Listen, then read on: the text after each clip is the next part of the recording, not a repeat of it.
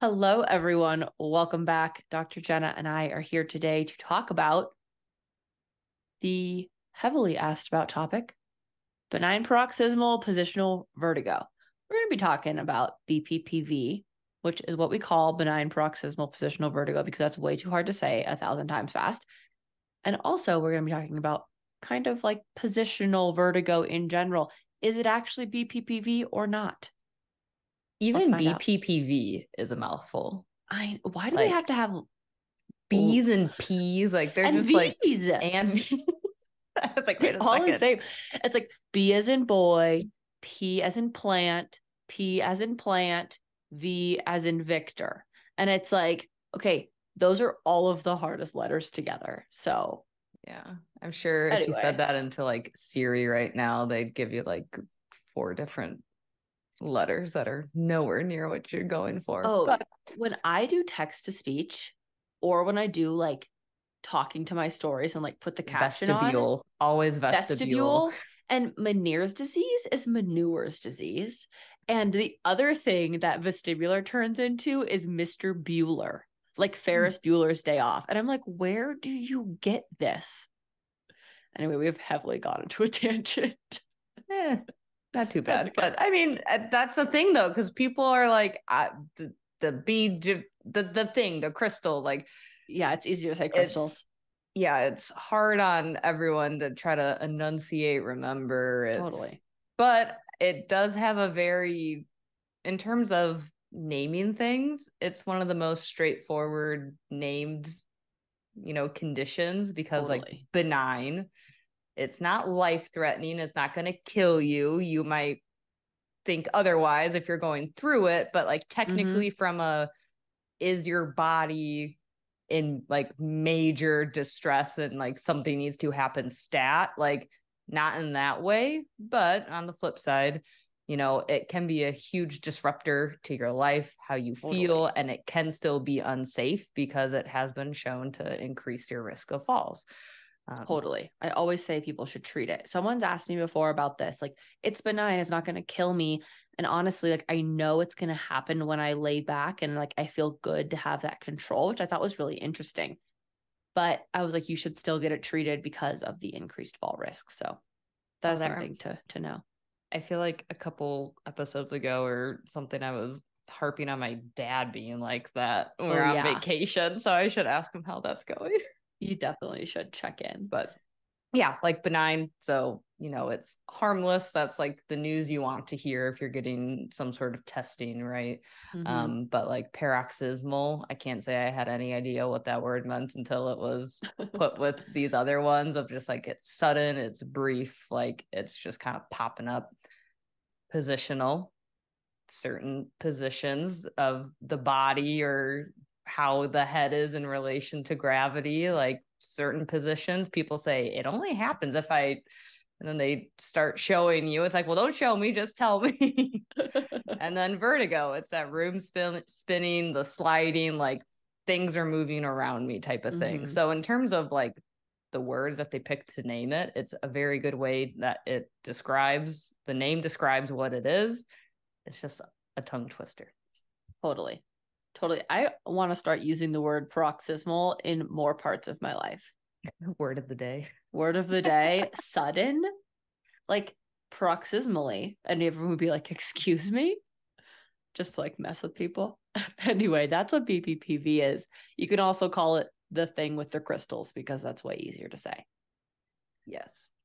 In episode 1, so if you scroll all the way back, which I know scrolling is not our friend, but if you swipe your finger on the screen to scroll and look away, then you scroll all the way to the bottom of the podcasts, you will learn a lot about anatomy and physiology. So if you haven't listened to that episode and you're like, I'm really not familiar with anatomy and physiology of the inner ear, this is one of those episodes where it's going to be helpful to understand that anatomy and physiology. So I encourage you, obviously, to listen to this episode as well. But if you want to kind of put a pause on this one and then come back to it after you better understand the anatomy and physiology of the peripheral vestibular system, that might be really helpful for you.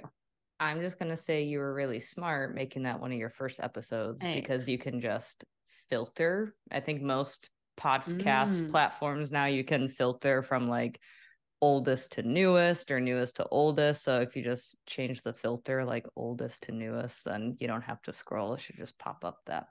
Well, okay then. Do it that. Do what Jenna says. Work smarter, not harder. I know for sure that works on Spotify, but 57% of the people who listen to this podcast listen to it on Apple Podcasts. Well, and I'm sure teach me how to work that, because I'm sure it works the same way. And if you use that platform and you're listening to it on it now, hopefully you know how to work it. But I'm a Spotify person. I thought everyone used it until I started this podcast and I learned differently. I think they really got us as the like college student discount generation, and then that brand loyalty, subscription loyalty. What can you do? Anyway, go back and listen to that episode for our tangent. But hello, if you're back, or if you've already listened to it, awesome. Hi. Anatomy. We have a little reminder, which is there are 3 semicircular canals that detect angular motion on either side of your head. So you have a left vestibular system and a right vestibular system. And it picks up different head movements that are angular. And then, of course, we have our otolith organs. I don't know why all of these have the most bizarre names. The otolith organs house your otoconia, which are your ear crystals, and those detect gravity and linear motion. So forward, backward, side to side, left and right. That is the kind of movement that the otoconia detect. And together, those 2 things detect all of the motion in your body and how much you're accelerating, decelerating, things like that. Then, when the otoconia, which are supposed to live on this little like jelly-like substance we talked about in episode 1, when it accidentally falls off of that, which they're supposed to slough off, I don't like that word, but they are supposed to slough off throughout your life. You're born with a certain amount and slowly they fall off.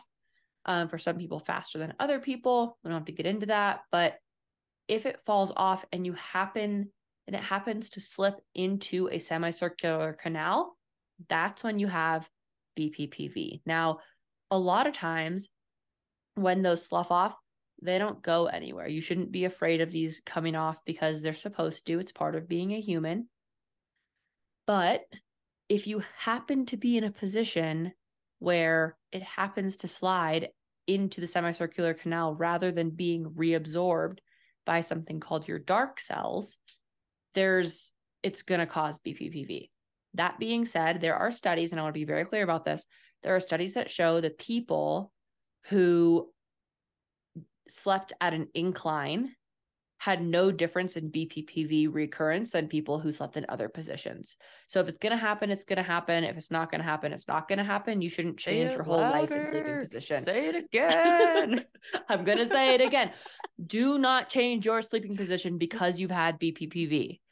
And also, don't go on bed rest because of BPPV, because that will only increase your risk for BPPV. So being active, walking around, lifting weights, doing whatever exercise makes you happy is preventative for BPPV. If you can do one thing to prevent BPPV, it's to live an active lifestyle. And us PTs love that, but I'm serious. It's in the research all over the place. Move your body, lift weights. These otoconia are made up of bone material. And what we know is that as we age, we start decreasing our bone mineral density because that's where calcium lives. And most of us aren't getting enough calcium. And so then we start sucking it from our bones. And where's an easy place to get that? Otoconia, which are falling off of your little organ there. So the less bone density you have, the higher the risk for BPPV as well. So please move your body, build muscle mass, which therefore builds bone density. That is my rant. I was going to say, I know we have notes about preventing it in the future, but when things just kind of like fall right into place, totally. Like go off. And I know sometimes, that's also why they look at vitamin D levels, because vitamin D and calcium and bones, there's kind of that little triangle impact going there. So just making sure, like, are my levels good there? I think we've talked about this before, or I just hear smart things and I read them in your voice. I don't know. Of most of us are probably low in vitamin D. Like we're probably not getting it through our food as much, through sunlight. Like there's is probably something we could all work on. And again, it kind of ties into everything that you just mentioned. I heard a statistic the other day, so I don't have the resource, so definitely fact check me, that we spend something like 90% of our lives inside. Oh, I And feel when we like go, I think I've heard one of like by the time we're, I don't know, it's some like super young age, like 12 or something. Like we've like that is like, you know, like 85-90% of like our total outdoor time we like hit by that age because you're just I believe outside that. so much as a kid, and then that just completely shifts once I you're believe that. getting older and Yeah. you know, interests, expectations, jobs, all that kind of stuff, where it's just Yeah. like that. And like, you know, when you hit a certain age, you stay within like a 2-mile radius of your home or 5-mile radius. Like there's kind of these There's like different when you like think about where markers. you go. Yeah, it's very interesting. I'm like, It how do is you figure that interesting. out? But someone the other day told me, like, I live in Los Angeles, so like I don't need to take vitamin D. And I asked her, I was like, how much time are you spending inside? She's like, most of it. I'm like, when you're in the sun, are you wearing sunscreen? And she's like, yes, of course. And I was like, you're not, you're vitamin D deficient. I can almost, I mean, obviously, I wanted her to go get tested, levels, stuff like that, have her doctor prescribe the amount of that vitamin D she's taking. But people are vitamin D deficient and people are dehydrated. So both of those things are going to help you prevent BPPV. So when we're talking prevention of it, being active, getting your vitamin D checked, getting your calcium, your bone density, and your blood pressure checked. Those are like the big ones for sure. Yes. Again, it's one of those things of probably things we should be doing anyway, but Totally. if this is something that's on your radar or wanting to try to do what you can to prevent it from happening or recurring, it's just like, hey, what are some basic health things that I should get addressed? Like, totally. if you have diabetes, is that being well managed? Is your blood pressure well managed if it's higher? Your cholesterol, because that all seems to fold into BPPV to some extent. They, of course, don't quite know how much, but there seems to be enough that for your own health and for this, do it. Yeah. Fun fact, everyone's always asked me, I get this question like once a week, do you have a vestibular disorder? And I say no, but I have had BPPV one time in 2021. Fun fact. That's my little fact. It was right posterior canal BPPV. Knew exactly what it was the second I laid down. Treated it with a Epley maneuver one time. Gone. Hasn't come back since. And this is 2023 now. So that's pretty good odds. But I know that I live a life with a higher risk factor for BPPV because I've had it once. And if you had it once, you have a higher risk of getting it again. The lucky part is now you know what it is. And so now you can say like, oh, laid down last night, need to send my PT a message in the morning to get this treated because that is the best way, the fastest way of going about it for sure. Yeah, I can't say I've had it. I usually say I have a party trick as to how I had to experience it because we were in our physiology lab in undergrad and we were learning about this stuff. And I had to be the guinea pig in my group where we were like in an office chair and they spun me around. Ooh. And did we do this in lab too, maybe? Yeah, rotary chair test. Yes, but it was a lot meaner because they wanted it to last longer. So they spun me around for a good like 30 plus seconds at a decent clip. And then they stopped me suddenly and just like pinball machine with my eyes. And they're like, keep them open, keep them open. I'm like, this is like a 6 p.m. lab. It was not a fun time to have a lab. I already ate. I was like, if I don't get to close my eyes in the next like 5 seconds, you will know what I had for dinner. Please let me close them. Oh my gosh. So yeah, nystagmus is something it's not fun. It's not fun. It's indicative of BPPV and also indicative of other stuff. So for instance, you can spin yourself in a chair for a while. And if you want to show someone else what having vertigo is like, that's how I recommend doing it. Please do it safely with arms on your like armchair, spinny chair, be really safe. Actually, you probably shouldn't do this, but like I know someone's going to, so please be safe. It's mean. And then you don't have their to go eyes will super move. fast, Don't but go, it's more that sudden stop. It probably felt faster than it really was, but yeah, it causes vertigo. So yeah, that's how and you can induce even it. And depending on the person, even that kind of just like hangover kind of after, like, it was after, it probably took me a little bit longer to just really be like, okay, it's done, but I still don't love how I feel. Like, again, all that normal stuff that you hear with actual BPPV and treatment. Totally. Which is how you know you have it. So people will say, well, I laid down last night and all of a sudden I got really dizzy. And the next question that someone should always ask you is, what does that dizziness feel like? Because dizziness is an umbrella term for lots of different symptoms: lightheadedness, being off, vertigo, dizziness, just like lots of different symptoms. Vertigo is the incorrect perception that you or the room around you is moving, sliding, or spinning.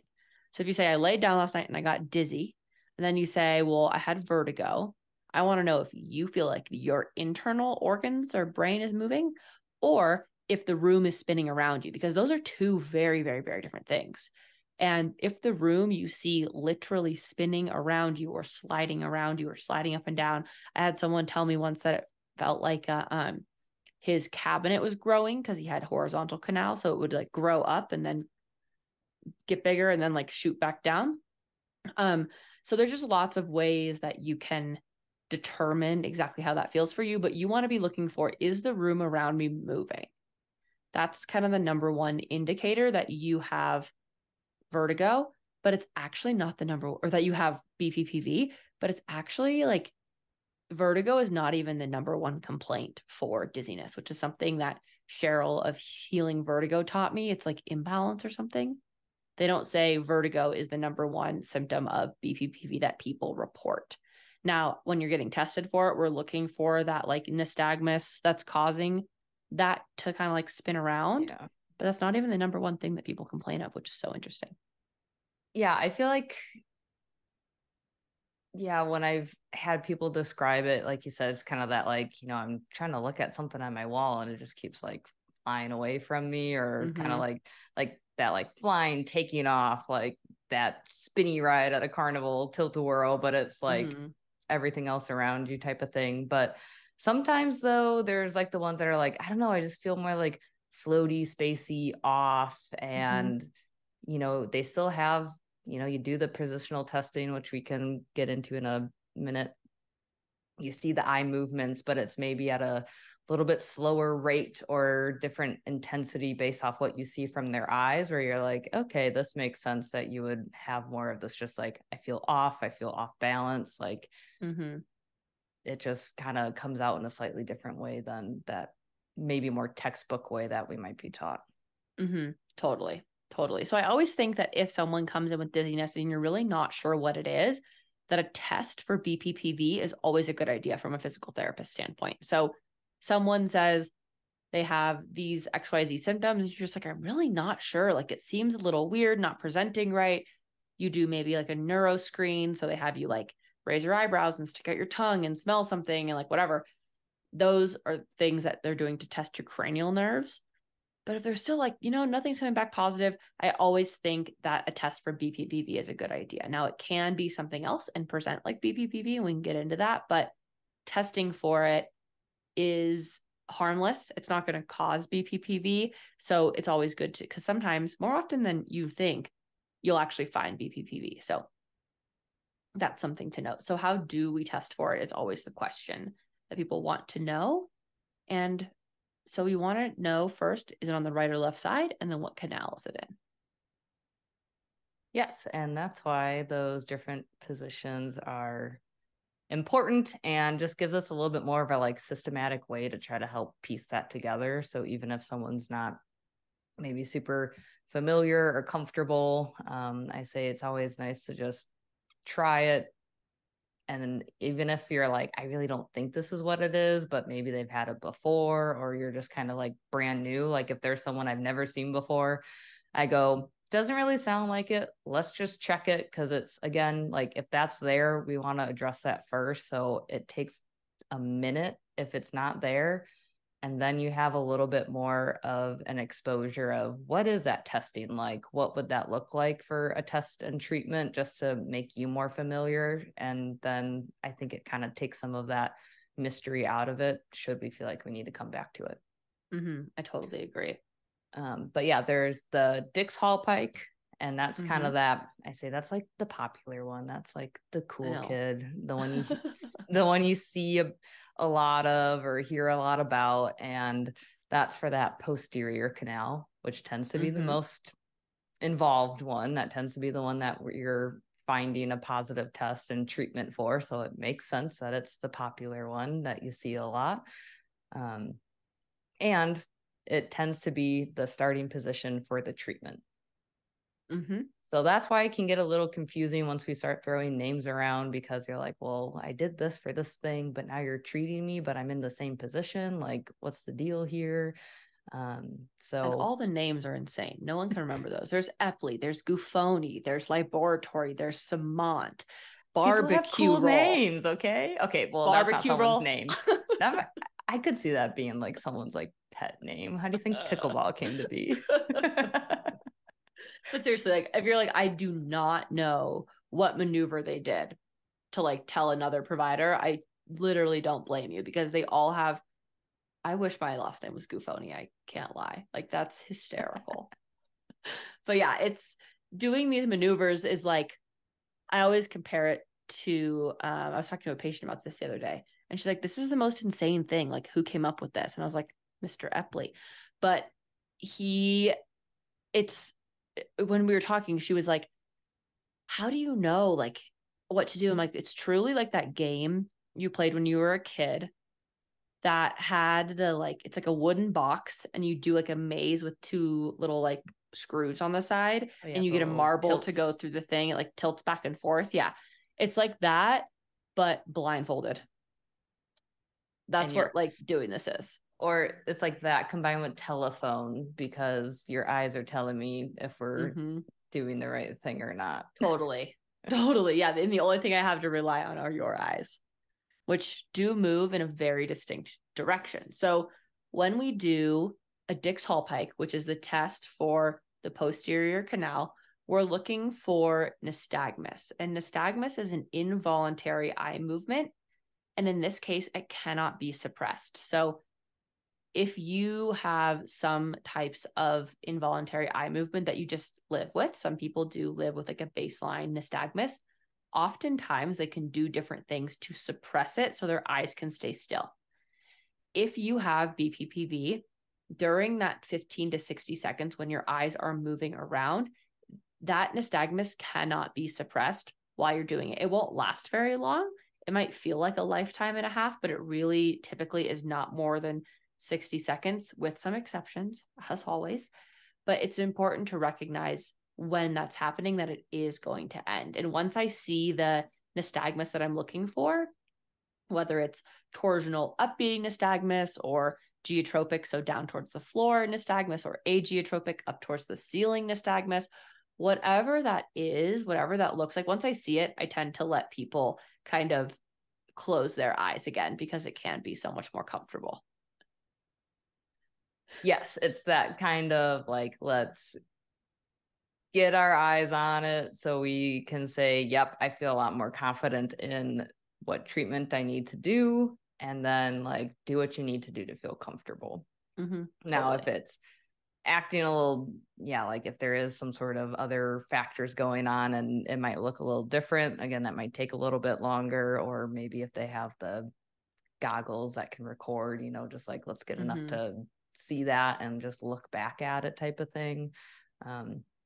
But I always say, hey, I want to make sure that we're doing the right thing right from the get-go, because if we're doing a different treatment, you might be feeling your symptoms kick up and it's not exactly doing what we're hoping it does. So, and feeling good about reading what those eye movements are to then pick the correct treatment is part of that process, which is also why I keep a list of all those names, because I'm not being tested on what the maneuver is with the name anymore. I can do the maneuver correctly. I know it has a name. Let me just make sure I'm thinking of the right one, because there's a lot of stuff swimming up in that head. Totally.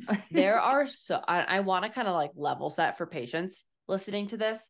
If you have BPPV and it's not posterior canal BPPV, because most people will know that like the back of their hand. Not everyone, but most people, most PTs. And your PT is like, give me a second. I want to make sure I'm going to do this right.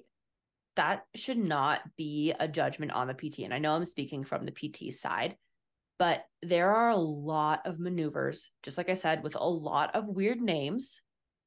And they do get kind of jumbled because two of them are almost identical, but your head is in a different starting position. And that makes all the difference. So when you're thinking about that and your PT is like, okay, hold on, give me 1 second. I'm going to make sure I'm doing it the right way, whatever. That's actually a good thing because it makes sure they're double checking themselves. And I guarantee you 99% of the time, they're right in their own head, but it's like a second guessing yourself kind of a situation.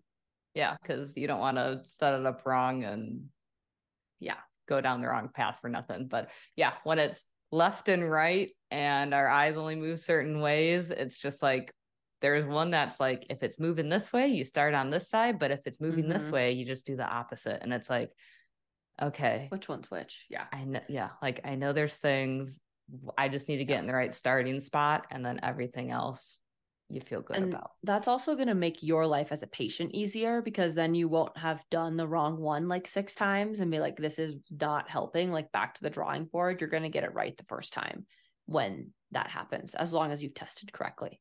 So when you're testing that posterior canal, you're going to start with that Dix Hall Pike, which you turn your head towards the side you're testing. So let's say you're testing the right side. You're going to turn your head to the right a little bit. Then you're going to fall all the way backwards. And your PT typically, there's different ways to do it as a physical therapist, but is going to be sitting behind you and your head's going to fall off the table a little bit, but they're just going to catch your head in an extended position. So your head is going to be like turned to the right and up towards the sky. And that's a provocative position. The intention is to get those crystals to move, and you cannot treat BPPV if you cannot recreate the motion.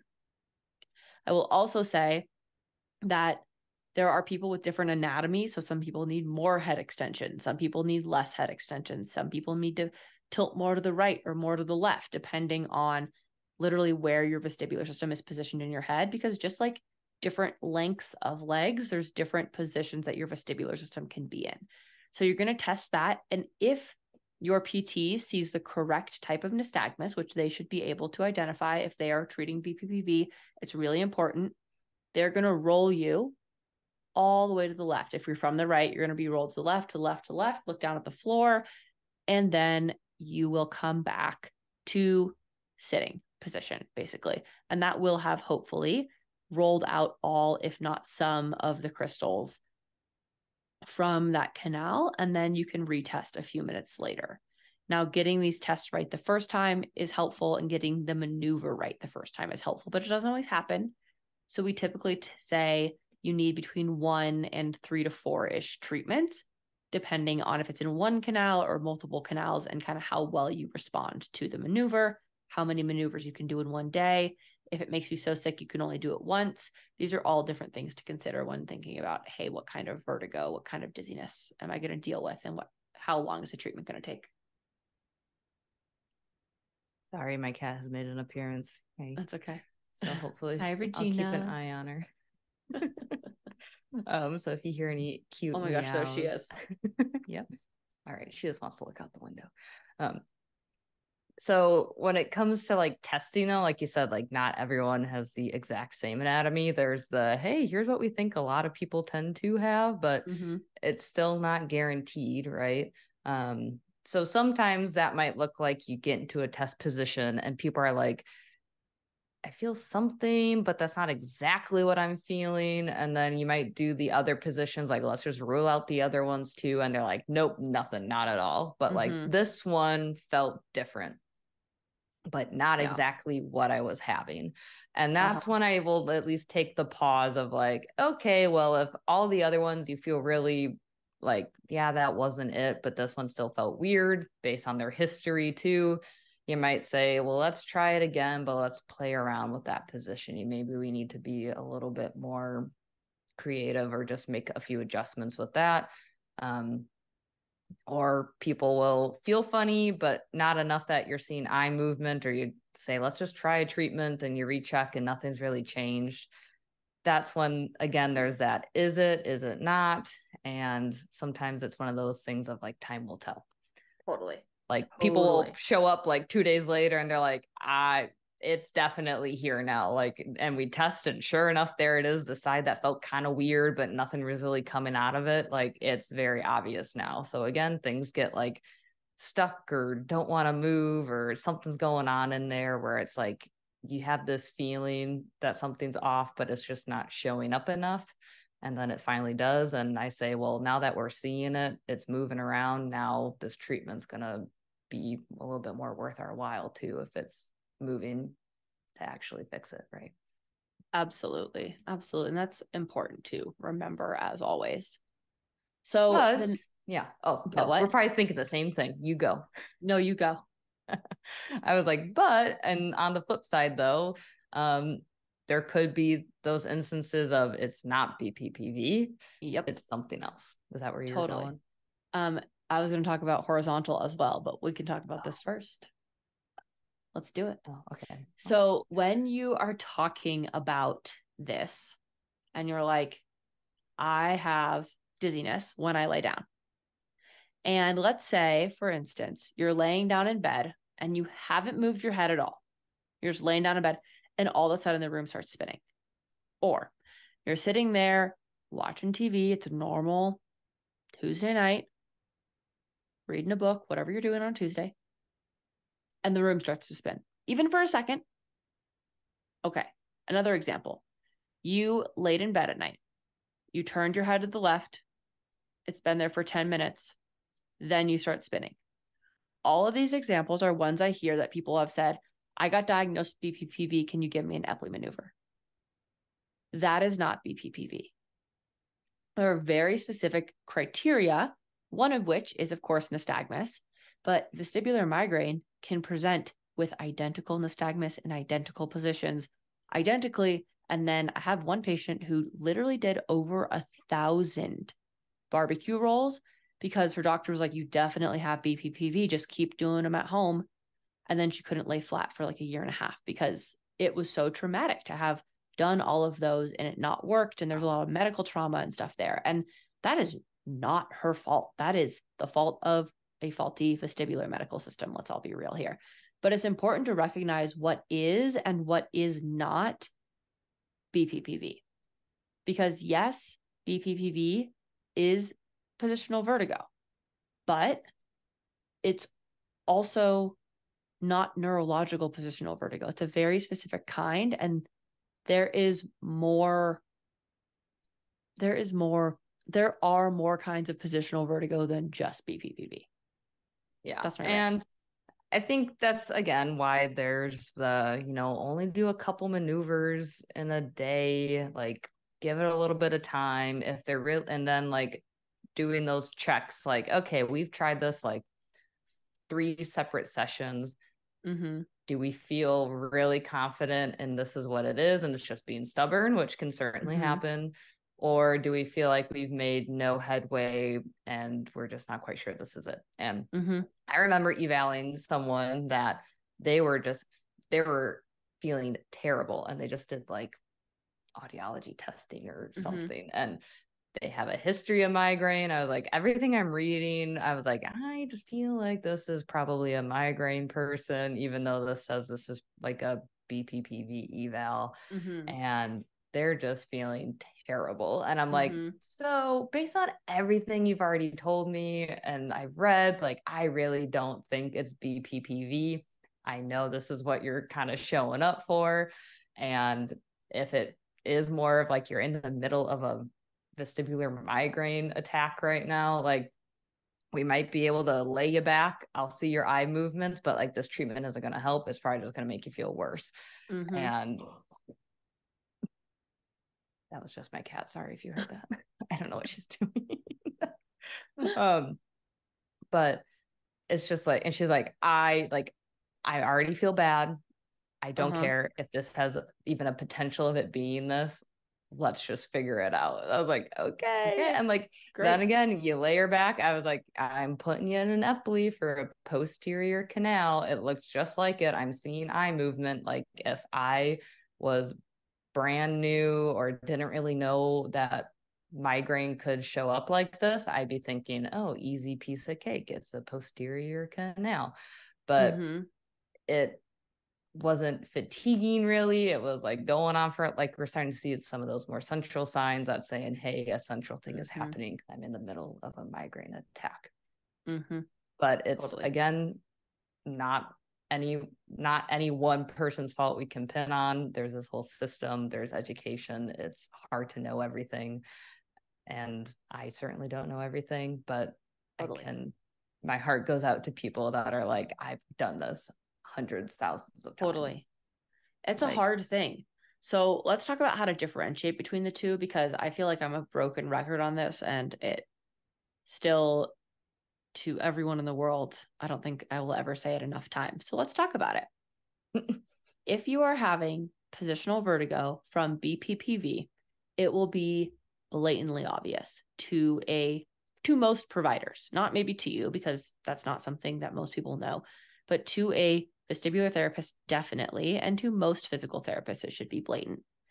You will go into the test position, either a Dix-Hallpike or a roll test for a horizontal canal, Dix-Hallpike for a posterior canal, and it will be a delayed onset. So you will lay back, and like 5 to 15-ish seconds will go by, and then you will start spinning.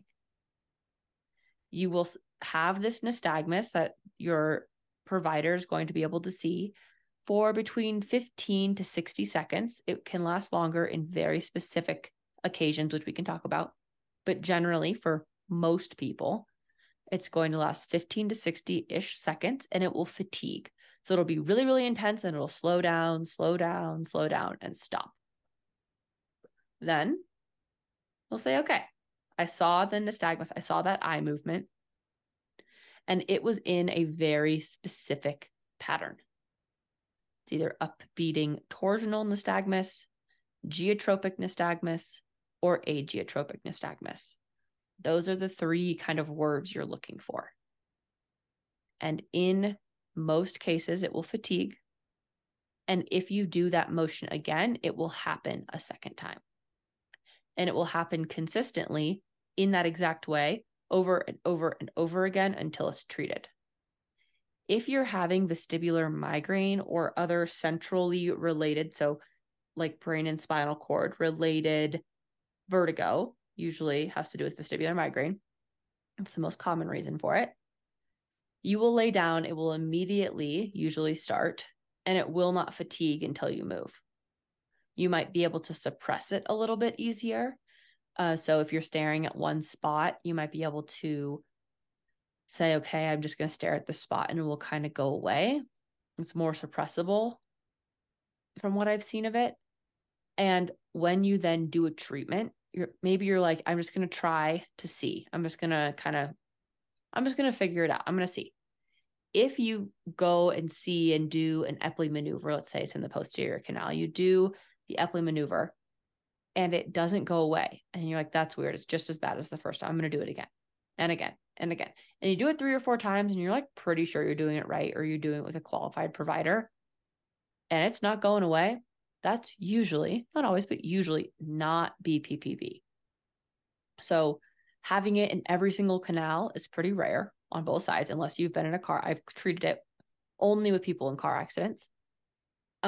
Maybe Jenna has seen it in other people as well. But if someone's like, it's in every single canal, it's just everywhere, your eyes just won't stop moving, that's migraine almost every time. So these little things are things that not everyone is familiar with, but is something that you can be familiar with by listening to this podcast and being able to advocate for yourself.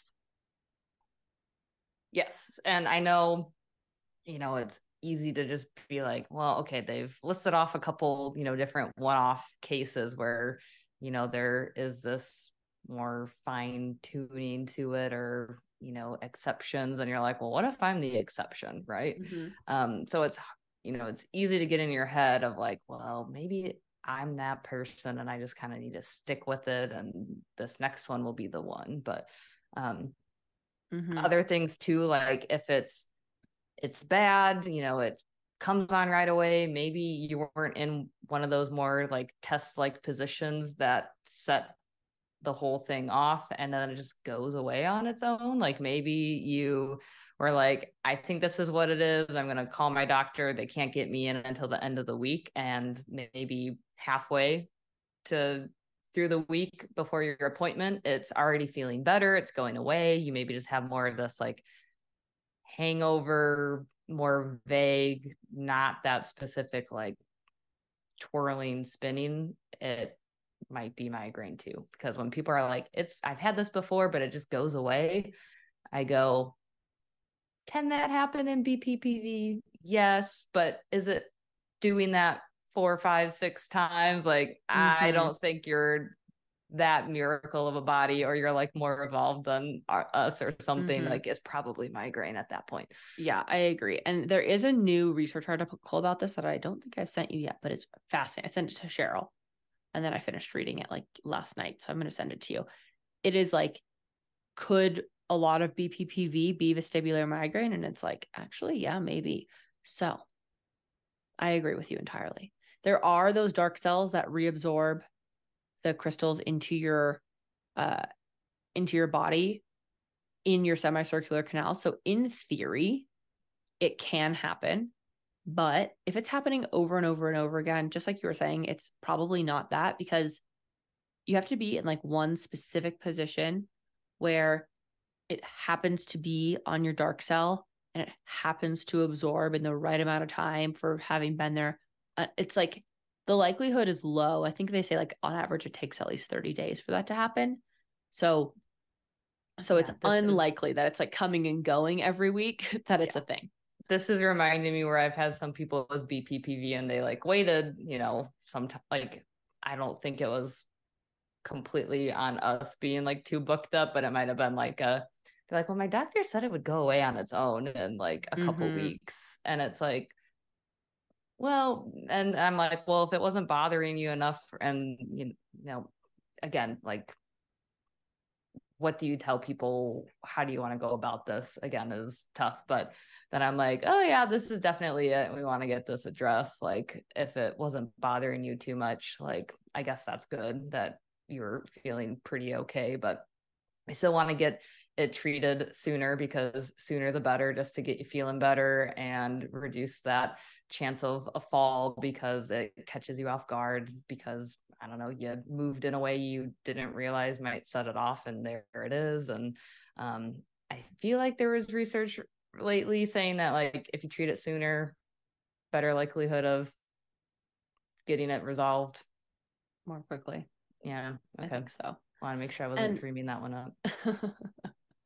Another thing that someone once told me, or I think it was actually a colleague, was calling me and being like, does this seem normal? Because they're not a physical therapist.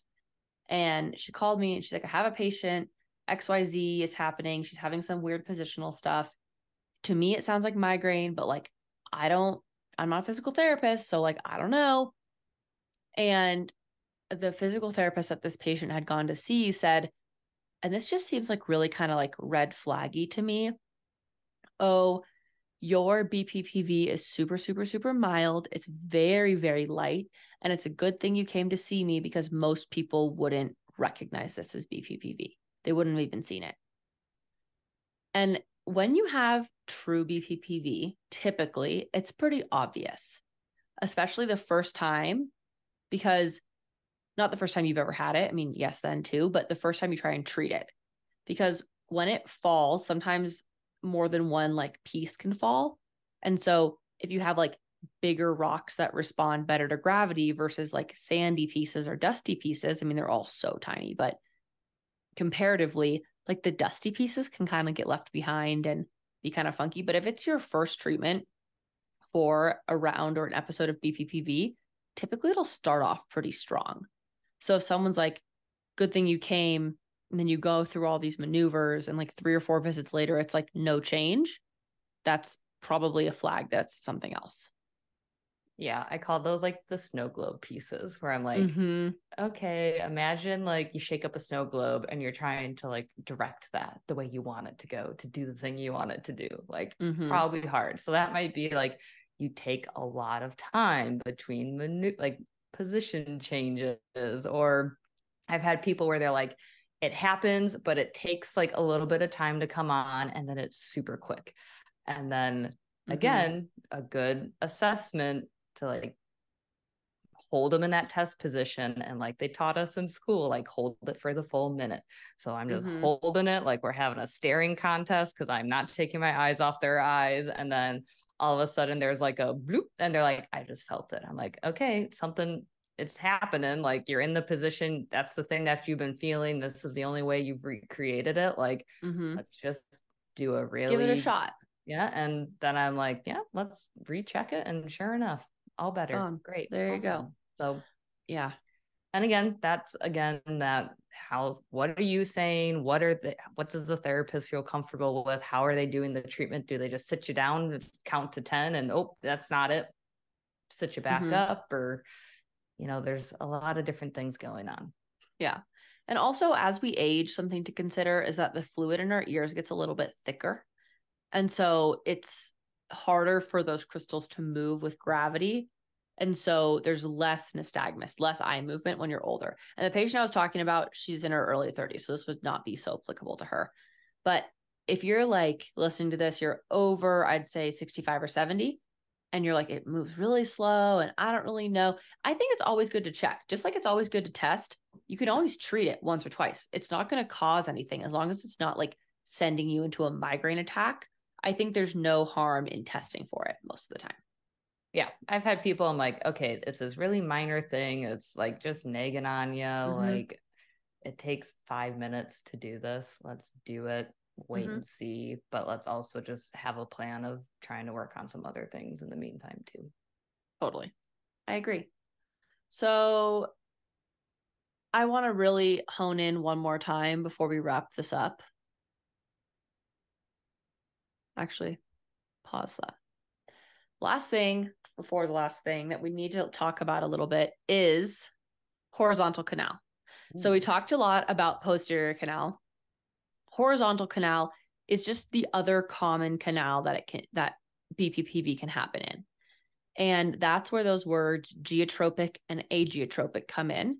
The test for that is not the Dix-Hallpike. The test for that is the roll test. And you would roll someone's head to the right, roll someone's head to the left, see if they're having nystagmus up towards the ceiling or down towards the floor. So agiotropic or geotropic, and treat them respectively in the barbecue roll maneuver. Now, this is the exception to the rule where nystagmus will fatigue. BPPV, if you like name it with its fancy name, instead of right BPPV or whatever, you would say right horizontal canal cupulolithiasis or canalithiasis. Now, you don't really need to know like exactly which of these things it is, but it can be helpful to understand better. Is if you have canalithiasis, your BPPV is in the horizontal canal itself in a spot where it will roll out. If you have cupulolithiasis, and you can go listen to episode 1 to learn what a cupula is. If you have that, it means it's adhered or stuck to the cupula, and you need to not shake your head, but do a more aggressive maneuver to get it off of the cupula back into the part of the canal where it will roll, and then do a roll maneuver. So there's like an extra step, and you'll know because it will typically be agiotropic towards the ceiling and not fatigue. Like you'll lay there for 3 to 5 minutes and it's just not going away.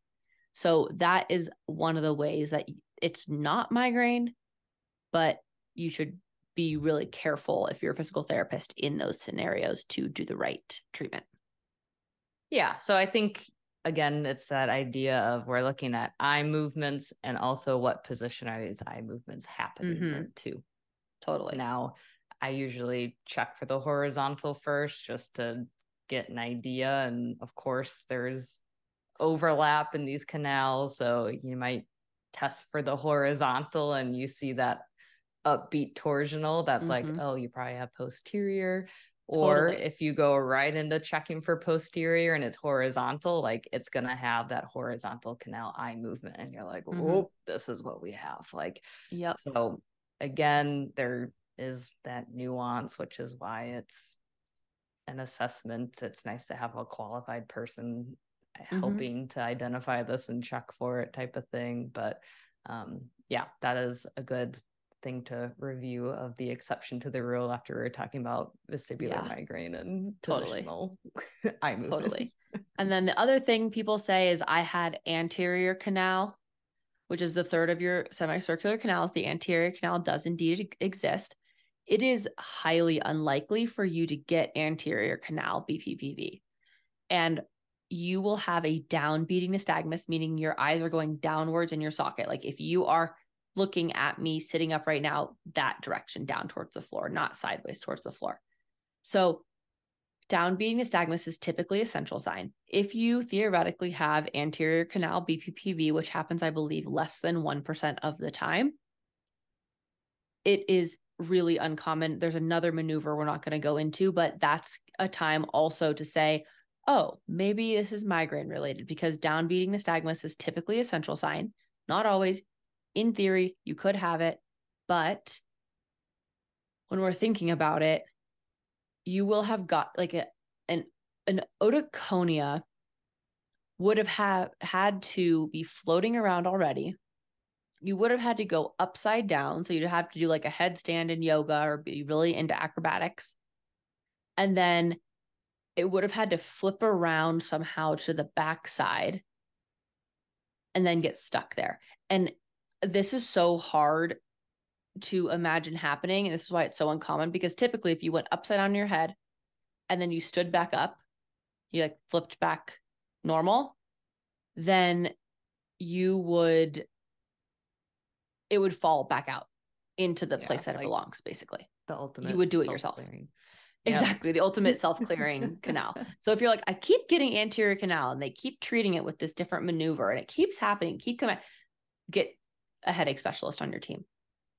Or if they're like, hey, I think it's actually this wonky presentation for posterior, and they go through that whole step and explain it, which is always nice, just to like, hey, this thing happened. Here's some of the phrasing. Now we're going back to the usual type of thing. Again, this is why it's so confusing, right? There's so many different pieces moving and going on here, but unless they feel really confident about it being like this atypical posterior presentation, that again, they can kind of reset and you're feeling progress or feeling better about where things are. And the therapist can really explain, here's what's going on.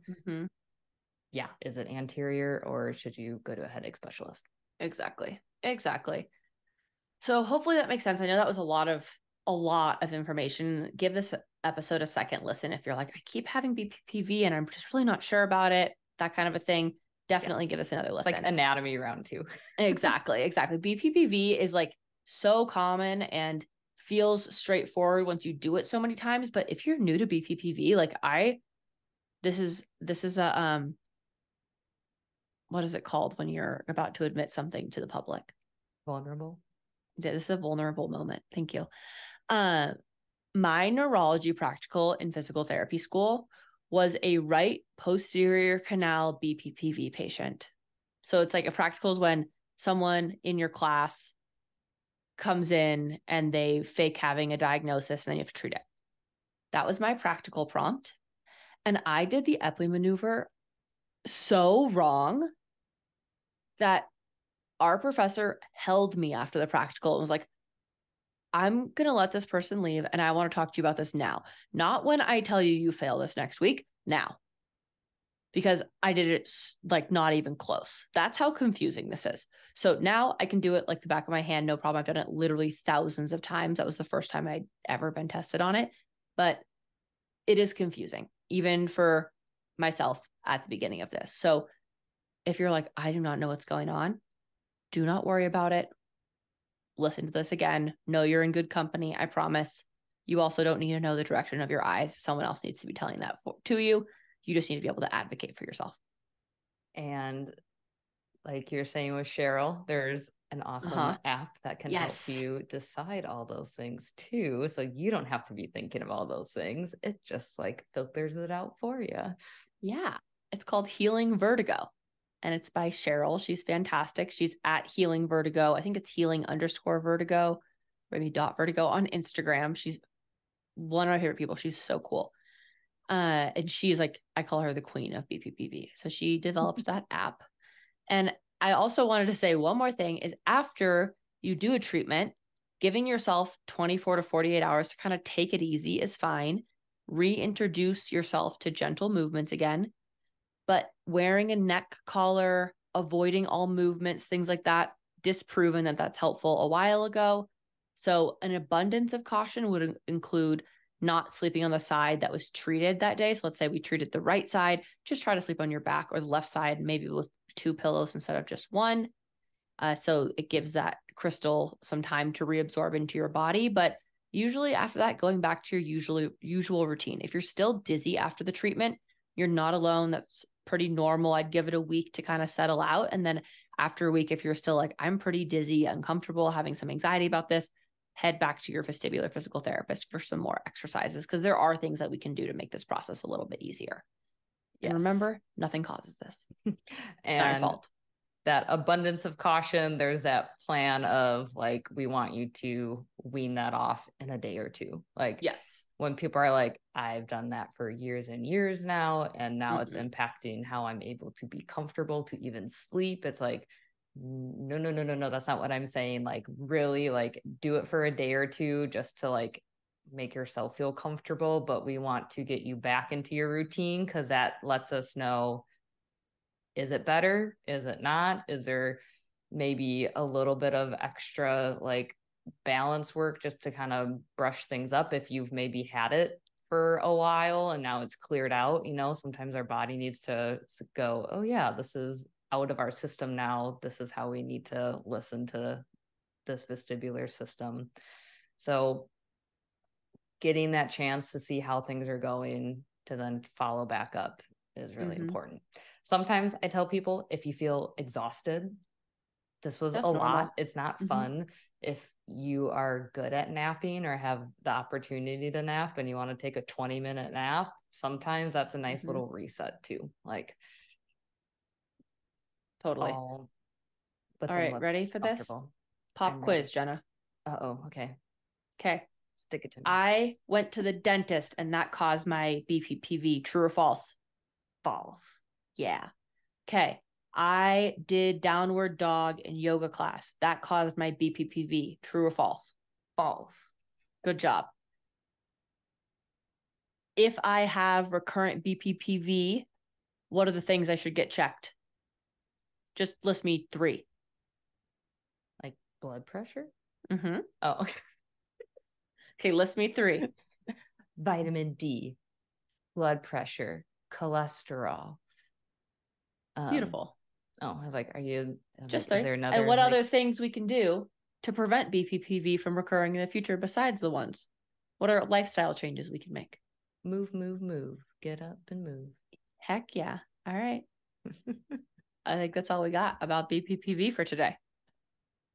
Lovely, beautiful. I'm sure there'll be some good questions with this. So if we ever need a question answer follow-up round, hit me with it. Ask us some questions. We'll do a Q&A. I've thought about, tell me what you guys think about this idea too.